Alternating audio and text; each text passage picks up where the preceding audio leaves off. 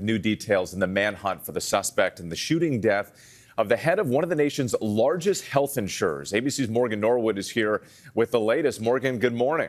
Good morning to you, Whit. Yes, police say the suspect behind that brazen ambush of CEO Brian Thompson earlier this week likely took a bus out of the city, but he left behind a critical piece of evidence, his backpack. And as investigators comb through it for clues, the FBI is joining what's now a nationwide search and offering a $50,000 reward.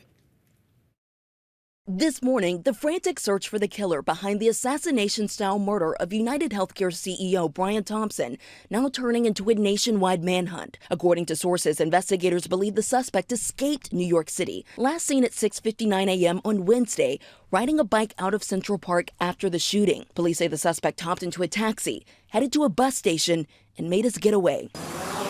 Friday, NYPD officers combing Central Park, doing a grid search by drone and on foot, eventually leading them to the suspect's backpack. Now, detectives sifting through it for clues. That image, that picture of him, and that's going to be blasted all over the country, and the phone calls are going to be coming in. Someone knows this guy from somewhere. Police say they believe they now have a clearer timeline of the suspect's steps before the murder, telling ABC News they think the suspect arrived in New York City November 24th, 10 days before the shooting, on a Greyhound bus, boarding somewhere between Atlanta and Washington, D.C. Investigators using facial recognition technology on the only clear images of who they believe to be the suspect, captured during a flirtatious exchange with the hostel clerk who asked him to smile to check his ID, which sources say was fake. Authorities also turning to DNA pulled from items left near the murder scene, including a cell phone and a smudged fingerprint from a water bottle they say the suspect bought at a Starbucks minutes before the shooting.